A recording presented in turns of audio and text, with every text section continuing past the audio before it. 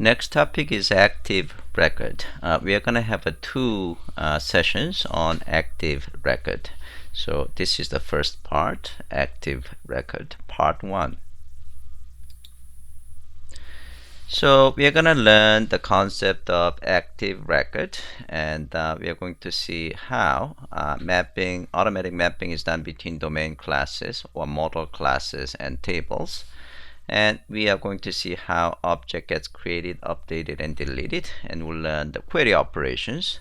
We'll talk about the batch mode. We are going to learn how we can use where for performing query operation, and ordering, selecting, and limiting and offsetting for query operation. We'll talk about the concept of dynamic attribute-based finders. We have seen examples of this one a couple of times, like find by hobby and find by first name and things like that. Here we are going to talk about the validation as well. And we are going to talk about migration in a bit more detail, and we'll also talk about exception handling. So quite a bit of topics. What is active record? You can think of active record is Ruby library represented by active record module, which provides a mapping between business objects in Ruby and database tables. So any access or saving or creating, updating with your database tables will be performed through the active record module. You can think of it as OR mapper, just like Hibernate in Java space. So basically, it does handle object and relational database table impedance mismatch for you. So you as a Ruby and Rails developer will just deal with object level, while the table management, table manipulation will be performed by active record module as OR mapper. Your domain class, I'm going to use these two terms interchangeably, domain class and model class, or sometimes I call it just a model.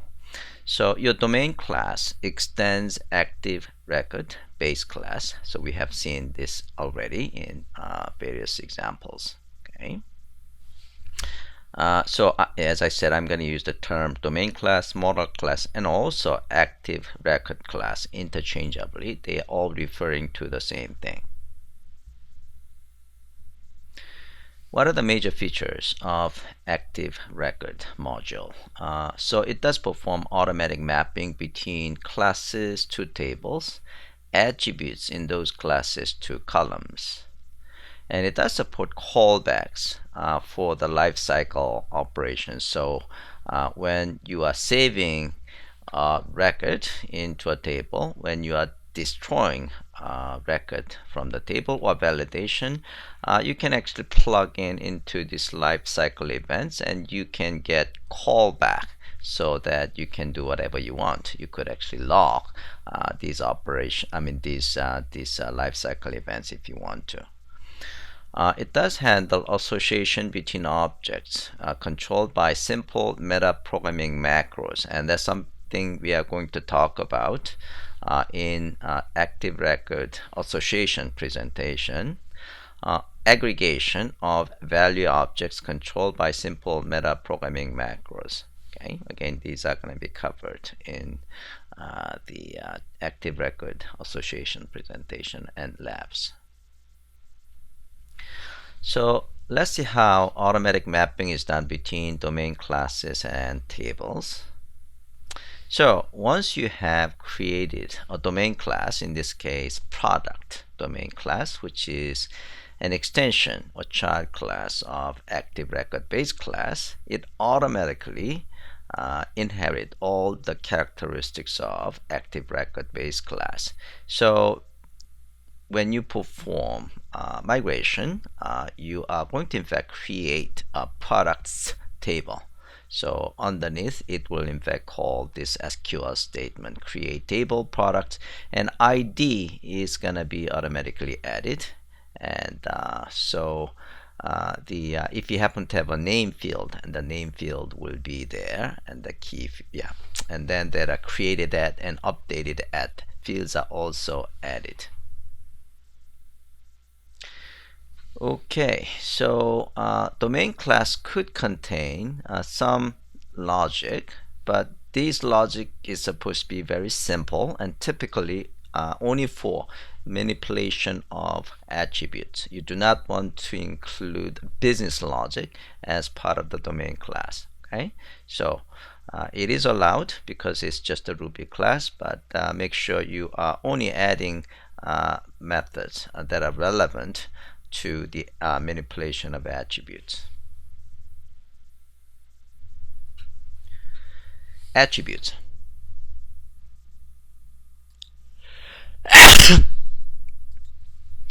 So domain class does not specify their attributes directly. So if you see any of our domain class, you don't see attributes specified as part of the domain class. The reason is because Rails should be able to figure out those attributes from a table definition that you happen to have in your migration file. Okay, so basically it follows dry principle. Okay, don't repeat don't repeat is that principle is followed. So if it has a way of figuring out those attributes in other means, in this case migration file, there is no need that you have to specify those attributes in the domain class. That's the reason you don't see any attribute declarations in the domain class. You can still have a getter and setter methods of those attributes, however. So we have seen this one, attribute accessor method, and it takes those attributes as an argument. Then it will have getter and setter method. Okay. Now, speaking of math assignments, in Rails 3, you were able to actually have this collection of attributes, and then you should be able to use it to create a new item or update an item. Okay. As long as those are those are set with the attribute accessible, like attribute accessible title and body, then you should be able to actually get those attributes and create a new record or update a record. That is considered as a security risk in Rails 4. Okay, so in Rails 4 you cannot actually perform those kind of mass assignment. Okay, so it's disallowed. So in order to use those attributes coming from, for example, from the client, you have to use what is called a strong parameter scheme. Okay, and that's something that you have seen before. So for creation or update, okay, you cannot use the params and user directly, for example. Instead, you are going to call a method, and in this method you are going to give specific permission on those attributes for being used to change the create or an update. So here you create a method called the person params, and inside the person params it does call require for person need to permit name and age to be modifiable. Okay, so that's basically what we are talking about here. So in Rails 3, we used to be able to do these things like a person that create, and then we specify params and person. Okay, and this person represent basically the data that is coming from the client that represent the values of those attributes that make a person class. That's not allowed in Rails 4. Okay, moving forward, active record object creation and update and delete. So you have three different ways of creating active record object. Okay, this is not that much of active record object, but any object in Ruby you should be able to create this way. Okay, so constructor parameters in a hash. So you could actually create the user object in this case, passing a hash as a constructor argument. Okay, so name will be set to David and the occupation will be set to artist. Okay, or you could actually use a block. In this case, we are going to call user.new method, and then we pass code block.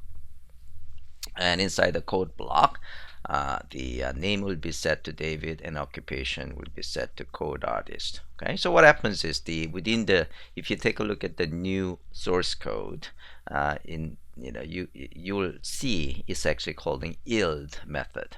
Okay, so when there is a code block that gets passed on, that code block will be executed. You could actually create the empty user object, and then you can set those, basically then you should be able to set the name and occupation. So basically, as you remember, these are setter method, right? Name and equal, that is a setter method. So basically David is an argument. So basically you could have a parenthesis here, right? Same thing with the occupation.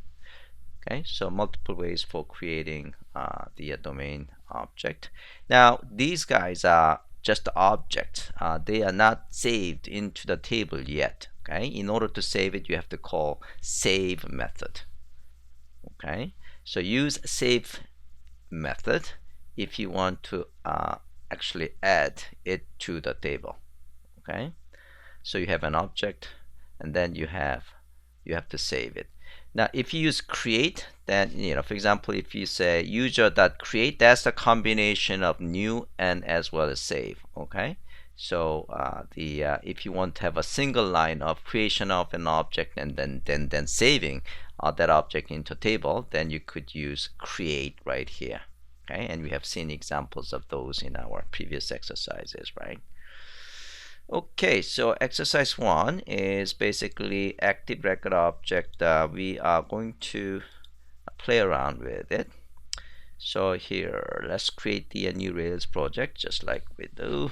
So LP, and we are going to create active record app. I'm going to just copy this guy. And then we are going to generate a model of user. And user has a name, hobby, and age fields. So we're going to perform the model generation. Okay, so we are going to go, and then we are going to play around with this model object using Rails console. Now we have to perform migration because we need to see the tables created. So we are going to perform migration. Okay, so it's actually still doing generation. Yeah, hopefully by now you guys have a sense of how things work, right? Basically you generate some model or controller, and then you're going to actually perform DB migration for creating tables or for changing or adding columns of the table. So we perform migration, and users table has been created. Now, as I said, there are 3 different ways of creating domain object. Okay, so create this way, and then you can save it, and you save it and save it. So basically, what we're going to do is we are going to use a Rails console, so Rails console, and we're going to just create using these schemes one by one. So we are going to create new user. So here I'm going to just copy this command.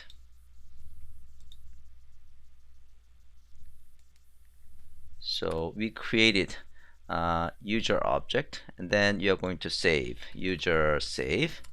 Now when you call user save, you can see it's in fact performing SQL operation. It's in fact performing insert operation into users table, okay, with these values. Okay, so age is 10, created is blah blah blah, created at and updated at, created at is automatically just set. Okay, all right.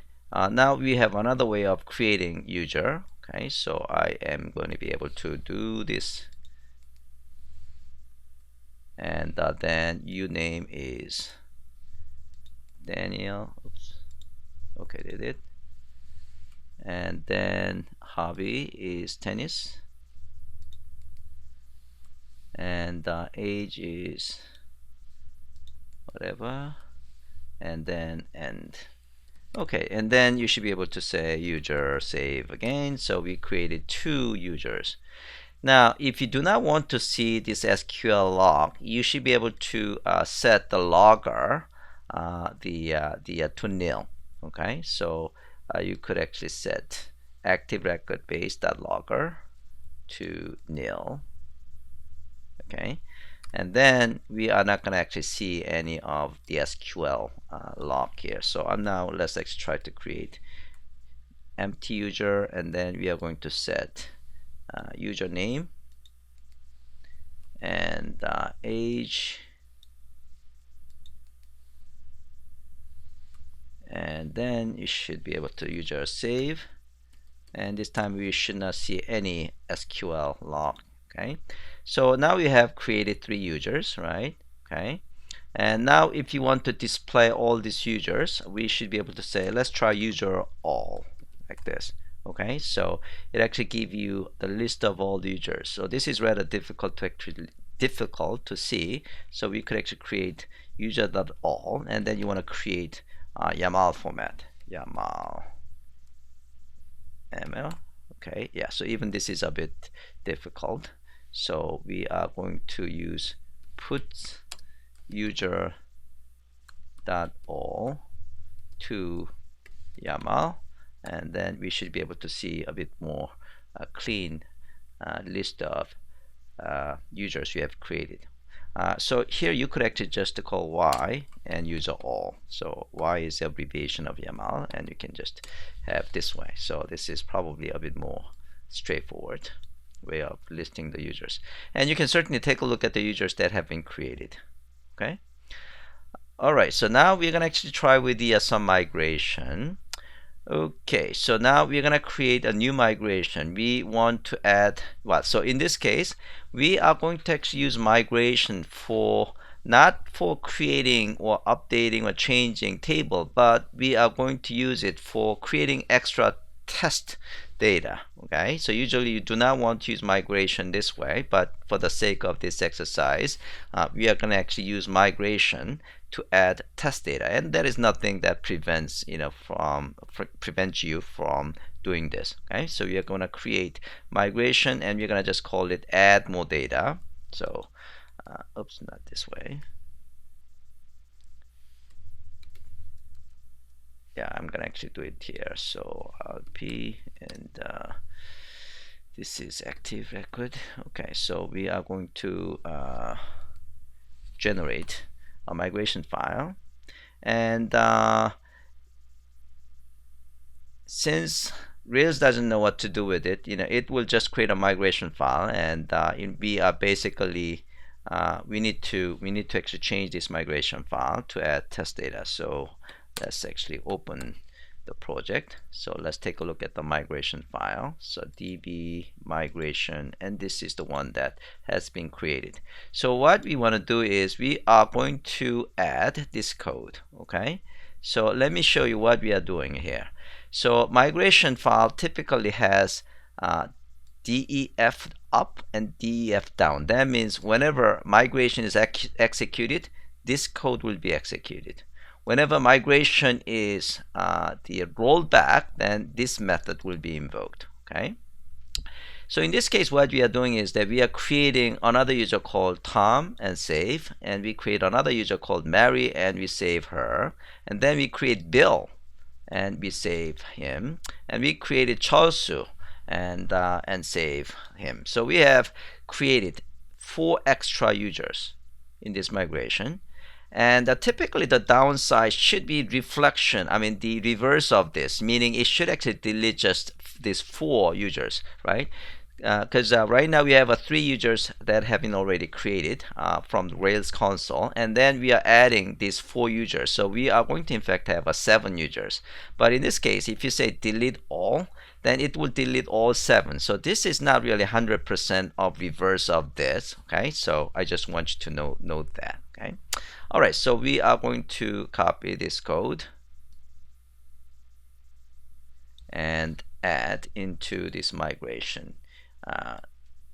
By the way, when you see change, that means it's a combination of up and down. Okay, it knows how to roll back.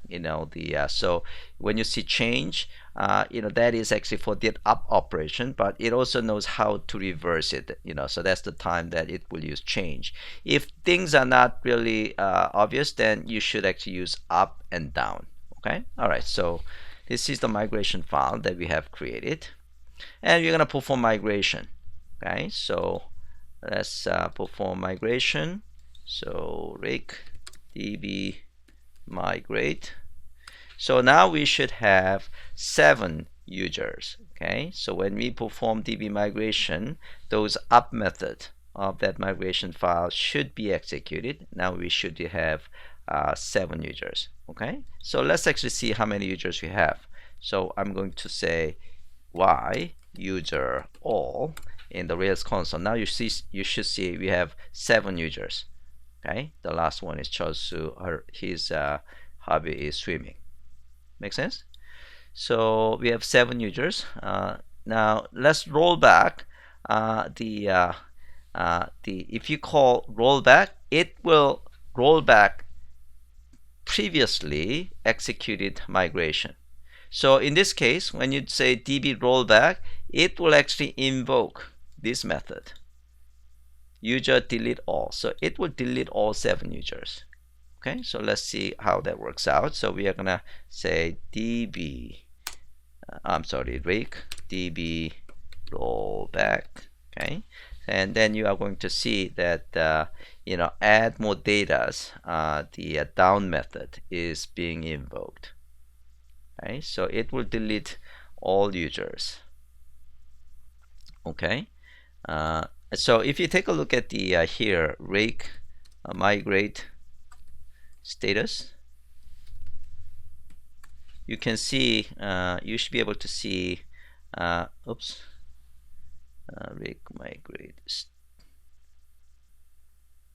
let me see what is the tasks. Oh, so I forgot the db migrate. Okay, so rake db migrate status, and here you should be able to see 2 migration file, and one is up and the other one is down. Yeah, so actually that's actually the next one here. So what you are going to see is this. The first one, yeah, so the first one is still executed state, but the one that we executed and rolled back is now down. Okay, so now if you take a look at the number of users, so if I see the number of users, there should be none. Okay, because all users are basically deleted. Okay, let's see. Yeah, let's actually use this notation, which is probably a bit simpler for this particular. Yes, there is nobody. Okay. All right, so we just did it. So basically, you can tell that the second migration file is now rolled back. Okay. Now, if you take a look at the this status, right? These are migration ID. So if I want to execute the particular migration file, I can actually specify the version number. So I can say db. So I can just say right now like this. Okay, and because there is only one migration file that has not been executed, so this will execute this guy, right? This is the same thing as I can actually specify version as well. So this is the same thing in this particular case, because even without this version information, it's going to execute that guy anyway, because that's the only one that has not been. The current status is here, so this will execute this particular version. This version specification could be useful when you in fact have a multiple migrations. Okay, and if you want to select, so suppose we have like another down here, so we have a 1 up and 2 downs, and if you want to actually go either this one or that one, then that's the time you want to actually specify a particular version. Now if I see the migrate status, then you can see both of them should be saying up. Okay, now you should have the 4 users. Okay, all right, so now both of them up. Now if I see number of users over there, we should have 4 people. Okay, so Tom, Mary, Bill, and Chosu. Now you can see, because these guys are creating from scratch, you can see the IDs are in fact starting from 8, 9, 10, and 11. Okay. All right, that is that. We just did that, and we can certainly verify that from the SQLite browser. Okay. Okay, so I'm gonna let you guys to try this exercise one. I'll give you about 5 to 7 minutes. We're gonna learn how we can perform query operation on active record. So query operation is done in two phases. First phase, you are going to create query condition, and then you are actually perform the query in the second phase. So first phase, you are going to create query condition object basically. So basically you are creating where conditions. And active record provides a set of methods for creating query conditions. So for example, limit, offset, select, order, where, bind, create with, eager load, extending from, and join, log, preload, and all those things are in fact available. And each of these methods returns an instance of active record module's relation object. So basically you can chain all these methods because each of those returns relation, and that relation could be actually kind of chained with other relation object. So once you created the condition, you are going to now perform query operation. Okay. So you are going to actually use find method of your model class with options, and basically it will create and fire SQL query and retrieve the corresponding results from the database, and then it will actually instantiate equivalent Ruby object of the model for every resulting row. So it is actually part of the OR mapping that we are talking about through active record module. And run after, so you can also actually have a callback if you want to. Okay. Meaning you can actually hook up your after find callback so that if find is done, then you get some kind of callback. Okay. In terms of retrieving object, you can do in three different way. You can retrieve a single object, or you can retrieve multiple object, and you can retrieve multiple object in batches. Okay, so let's actually take a look at the first, how we can retrieve a single object. Okay, so basically you are going to use your domain class and you are going to use find method. So find method, you provide an ID. Okay, so I want to use a primary key to retrieve that particular item, in this case client. So it's basically calling SQL statement of select stuff from clients where client ID is 10 and you're just receiving a single item. And this one, model take retrieves a record without any implicit ordering. So basically you just take anything. Okay, so suppose there are 12 records and you can just take any one. First obviously will take the first record based on primary key. Last will take the last one based on primary key. Okay.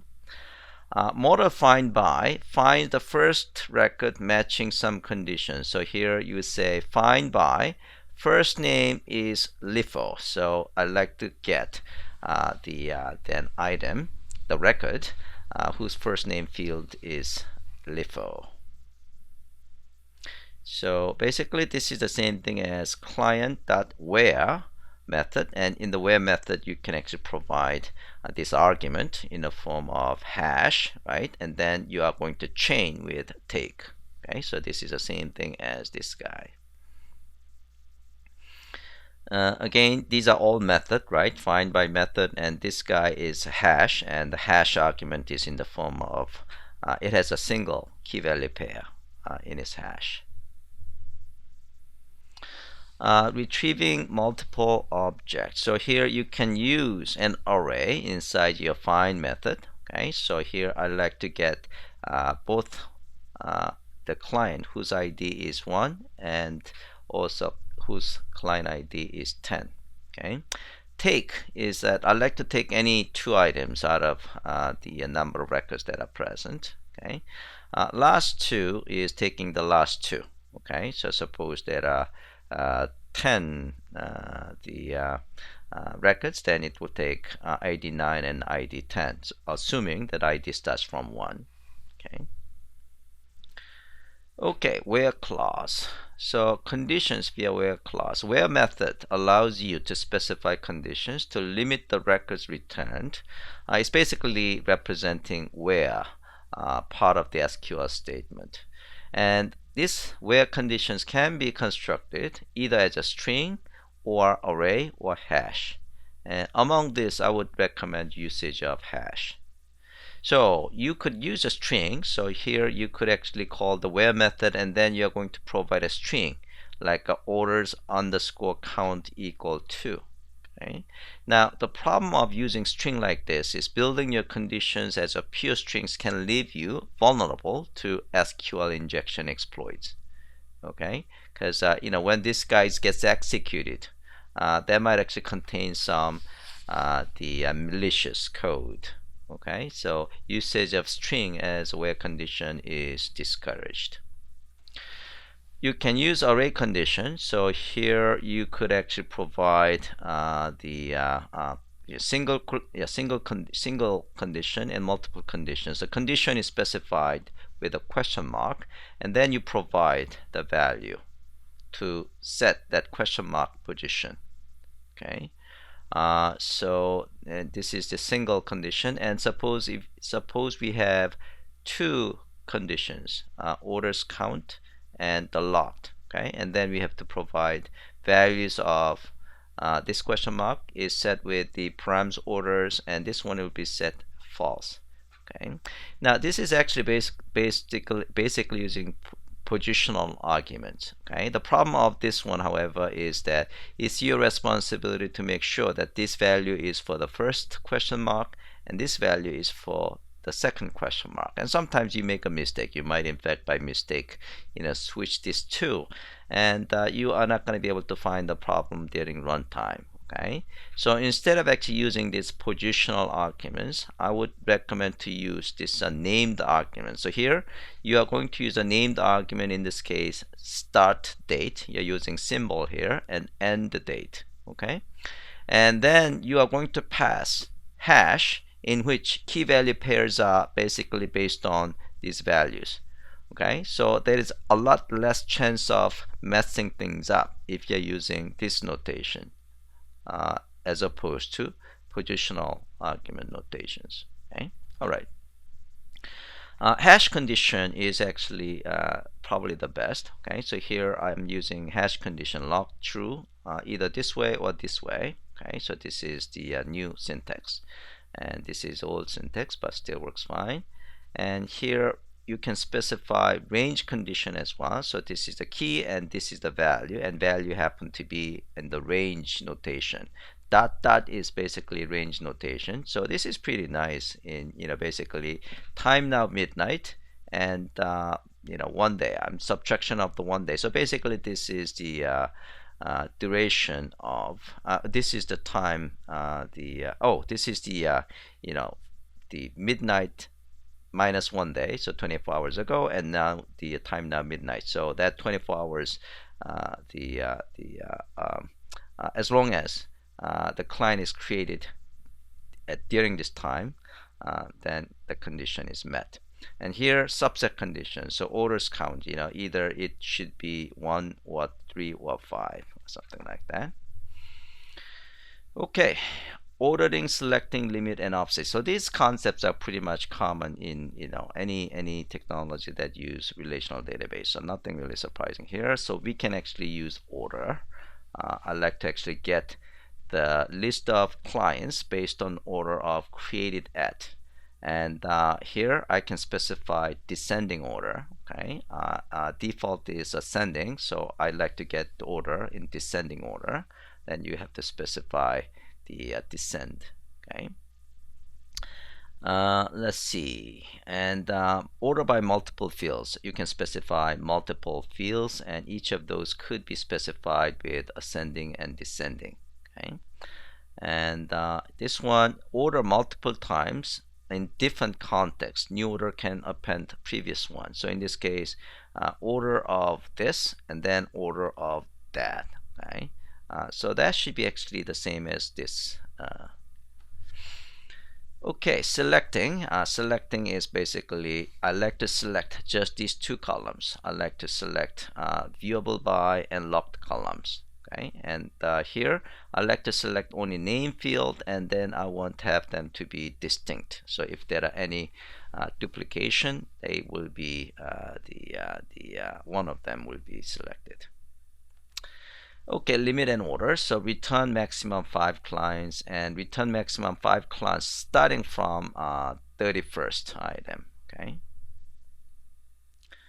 Okay, batch mode. So why do we need batch mode? So if you are actually using user.all and suppose there are, let's say, million users in the table, and then obviously you do not want to retrieve all those million users, right? Okay, so in that case you want to set the size of the batch that you want to read for single shot. Okay, so that's basically batch mode.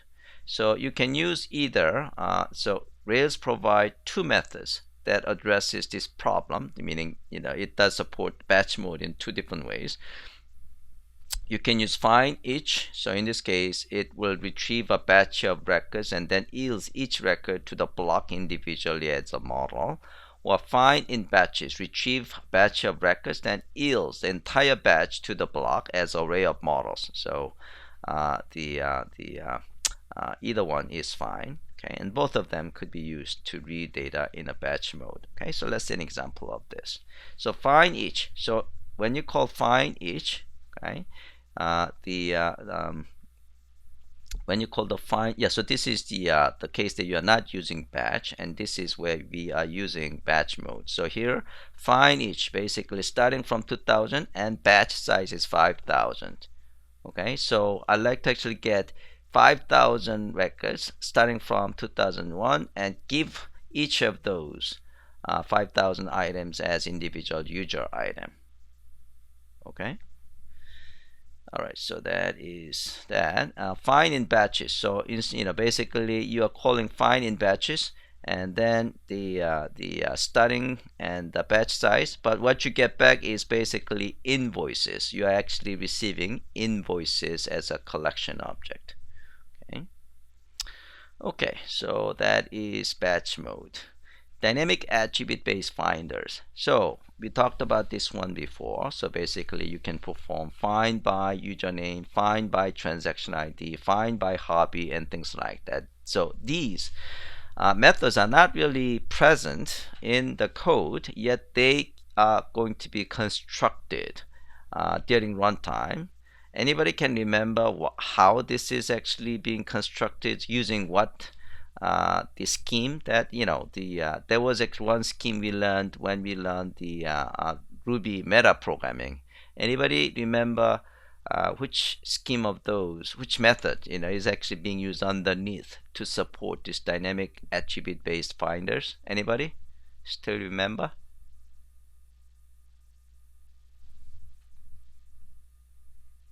Nobody remember the meta programming scheme that supports this dynamic finder? Yeah, method missing. If you include method missing in your domain class, okay, if there is a method that is not present, is invoked, method missing will intercept it, and then you can actually perform SQL operation over there. Okay, so that's how these dynamic attribute based finders are being supported. Okay, so this name and transaction ID, these are all from the attributes from the domain class. Okay, in Rails 4, however, dynamic attribute based finders are deprecated. Instead, it is being supported. Okay, but where is actually being recommended to be used.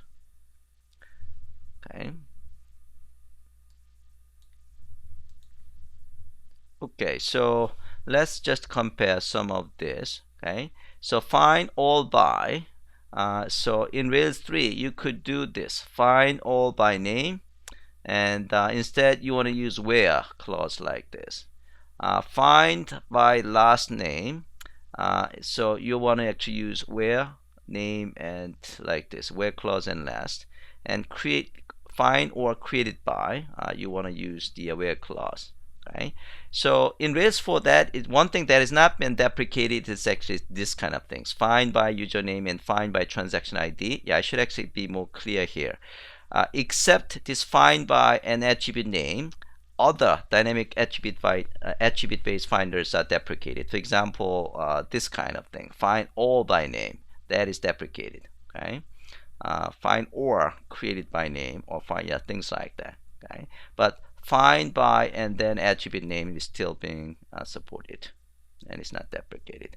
Okay, so that is exercise 2. So let's actually try exercise 2. It's basically, you are performing, let's say, in the Rails console. So let's see whether we still have a Rails console. So we can say user first. So we should actually see the first user. Okay, and you can see it is in fact the yeah. So created at, yeah. So it's actually Tom, right? Okay, and user last. Okay, or user all, like this. And you can also say user find 8. Okay, so I'm gonna let you actually try to perform these calls, and you can limit just 3 people. So instead of 4 people, you will see just 3. Okay, and you can actually see the if the SQL logging is still enabled, you're going to see some of the SQL statement is being used underneath. Okay, let's see, and also this is offset, and this is the select. I'm just interested in only name and hobby field. Okay, and all and order. So here, yeah, so we have seen examples of all. Okay, and then this is order. We're gonna get it based on order. So you can see Tom is 20 years old, Bill is 23 years old, and Charles is 67 years old. Okay, and we are just getting just 3. And we are getting order in descending order. So we are getting Mary is 70, so she's the oldest. Okay. All right, and the where clause. So we are getting we like to get all users whose hobby is swimming, and we like to order based on hobby, descending order, and age. Okay, and we can specify hobby is swimming and the name is Tom. And here we are using positional argument. Okay, so this is swimming. This question mark is set with this guy, and this question mark positional argument is set with this value. And instead of doing that, we are using the named argument. Okay, so here we are using hobby and name symbols.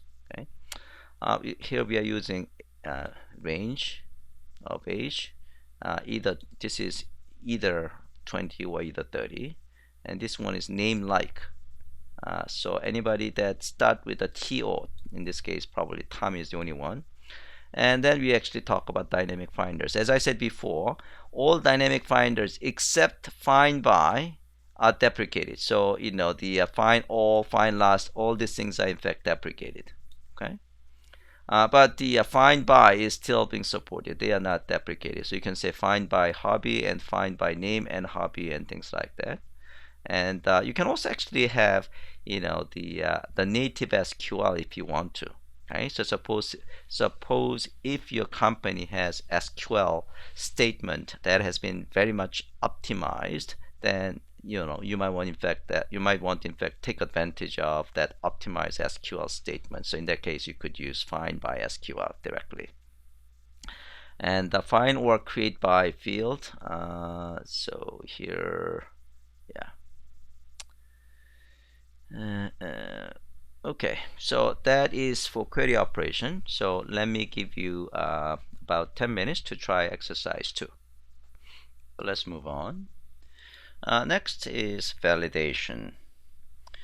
So in your domain class, you can specify the validation logic, and There are in fact the old style and the new style. New style is adopted from Rails 3, so I would recommend you to use Rails 3 syntax whenever possible.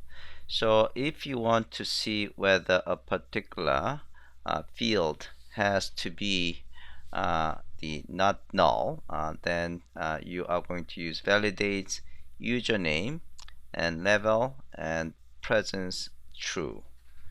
Okay, so basically username and level, those field needs to be set by the user, but it has to be set, whenever it actually save that domain class. This is in this case user domain object. The username and level field needs to be set.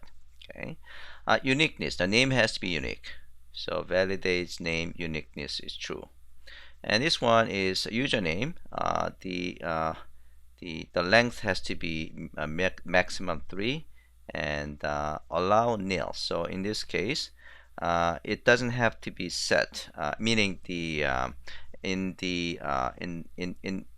the table it could be nil. Okay, and age has to be a numeric value. It doesn't allow alphabetic characters, and that has to be only integer. Okay. So if there is a problem like a title, if it is nothing has been said, then this will be flagged out. Okay. Okay, so let's try exercise 3. So let's see exercise 3, and here we're gonna perform some validation.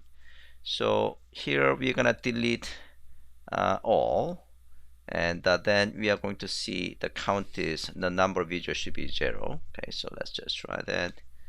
Delete all, and then user count should be 0. Okay, then we're going to actually add this validation to the domain class. Okay, so the name has to be unique, and hobby the hobby should be one of this. It should be either swimming, ballet, tennis, walking, golf, and running. And if the validation logic is violated, this is the message that we want to display. The age has to be numeric value, and that has to be integer, and the message that we want to display is this. Okay, so here we are going to so here we have to actually restart the Rails console because we had made a change in the domain class. If you're making a change in the controller, then usually you can save it and then you should be able to see the change right away. However, when you make a change in the domain class, typically you will need to restart the server, in this case restart the Rails console. Okay, so add this validation to the domain class, and then restart the Rails console, and we are going to actually perform validation exercise. So we are going to add David, and then we save. Okay, and then we are going to actually add another David, and then when you try to save it, the failure will occur. Okay, so it will return in fact false. Okay, so whenever there is a failure, it will return false, and you can actually see rollback is done.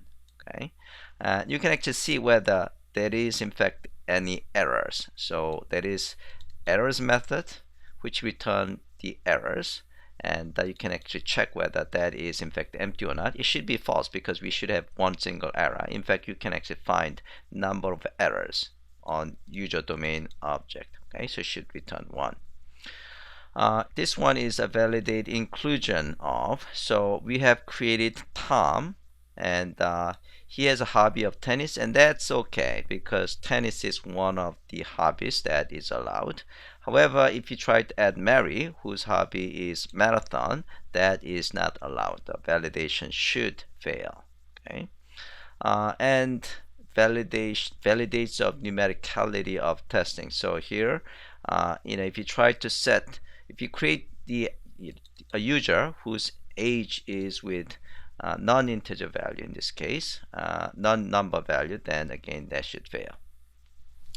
Now we're going to actually try email validation. So here we are going to create another migration file so that we can have email field added, email column to be added to users table. So we're gonna say Rails generate migration and add email to user, and email column is a string type. Okay, and then we are going to perform migration, so we should have email field to be added to the table. Okay, and then we are going to add email validation. So email has to be in this format. So basically it has to be it has to have a at, and then it should start with the I forgot the backslash a is I forgot what that was. Yeah, so I mean, basically it's not that important of the syntax of regular expression. It's basically it should be regular email format, and if it is not, then it will fail. Okay, so we are going to try to add user with the email of just Nicole without having this @ sign. Okay, then it should actually fail. Okay. All right, so I'm going to give you guys about the 5 minutes to try exercise 3 of this presentation. So active record migration. So we talked about the migration several times already. So this is a little bit of review. So migration is basically to manage the evolution of database schema, as we talked about. And you can describe these changes in database schema in self-contained Ruby classes, and you can check these Ruby classes into your version control system along with your code. Okay, so we have seen examples of this migration file. So this is the one that we have seen. Whenever you create a model, it creates the migration file in which you are going to use to create a table. So here we are creating users table, which contains a name, hobby, and age field. Okay, so this is using change. So when the reverse action of this one is obvious, then you could use change. So reverse action in this case is of course is a delete table. When those reverse is not really obvious, then you can actually use up and down method. Okay, so here I'm creating add column. Basically, I'm adding a column called SSL enabled into accounts table, and the type is boolean and default is 1.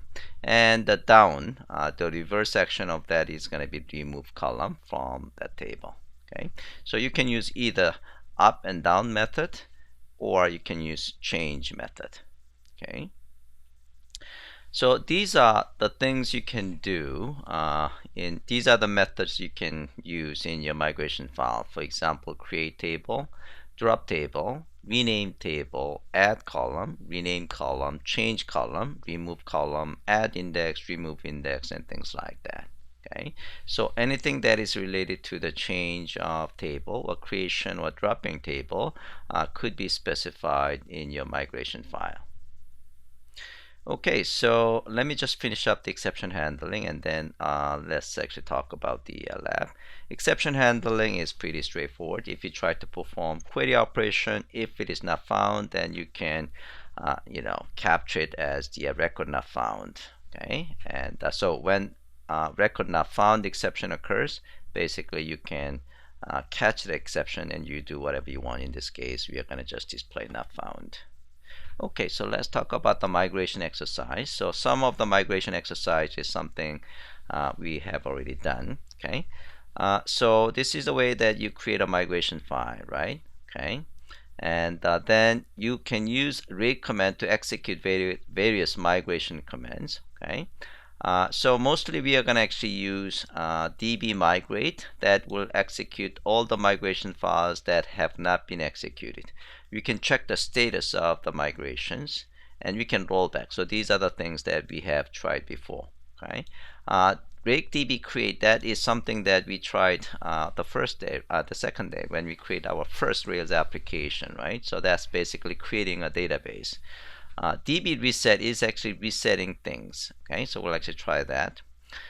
in this exercise. Okay, so let's try to create the migration file. In this case, we are going to rename the email column to email address. So instead of just email, we are going to change to email address. That's basically what we want to do. Okay, so you know, basically this name usually is a good thing to follow the pattern, so that you know, when you actually see the migration file, you know, you can tell so basically by using this name, it actually use it as part of the migration file name, right? So it's usually a good idea to be more explicit in terms of what it's doing. Okay. All right, so then we are going to create our migration. So we're going to actually rename column of users table from email to email address. Okay. Okay, so we are using change method. Okay, or you could actually, you know, write this code up and down. So up is the same as the change, and the down is, you know, we are actually changing it back. Okay, so we are changing email address to email back. Okay, so either of this is fine, but this is more compact. Okay. All right, so that is the migration file, and now then we're gonna actually perform migration. Okay, and then in the Rails console, when we take a look at the column names, now we should actually see email address rather than email. Okay, now we're gonna actually roll back. So we say rake db rollback. So the name should be changed back to email. Okay, so that is verified.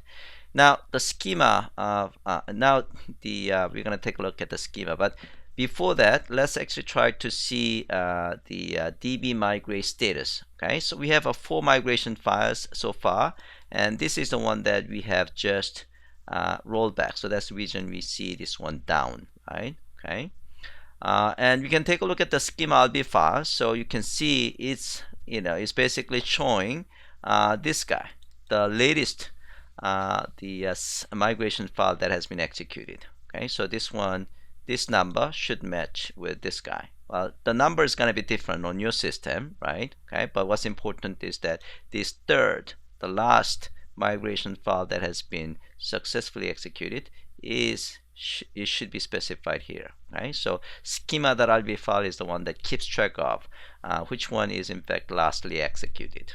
Okay. Now we can actually migrate to specific versions. So instead of actually, you know, going to instead of actually always working with the latest one, I like to go to this version. So this is the one of the scenarios that we talked about before. You know, you as an engineer working on, you know, version number 10, and then there is a bug report on version number 3, right? So you need to actually go back to previous version of version 3 of the code base and the schema version. Okay, so in this case, we are going to migrate to this second migration. So we are going to say rake db migrate. In this case, we need to use a version number. So make sure you are going to use a second migration ID here. Okay, so once you do that, basically what happens is that, you know, any migration file that has been executed, the down method of each of these migration, in this case, the migration of this guy, the down method will be executed. Okay, so now when we do status, we are going to see 2 ups and 2 downs. So this is the one that will be chosen. Okay. And now when you actually see Rails C and column names, we do not even see email, the column, because this one is adding email to user, right? Okay, yeah. So now we're going to migrate to the third one. So we're going to say db migrate, and we're going to choose third one. Okay, and then you are going to see this is now up. Okay. All right, so that is the migration exercise. So this is a bit, you know, pretty similar to what we have done before, but this is the case that this is an exercise we are actually migrating to previous version. Okay, specific previous version. Okay, so I'm gonna give you guys about the 5 to 10 minutes to try the last exercise, and then we are gonna actually move on to the active record part 2.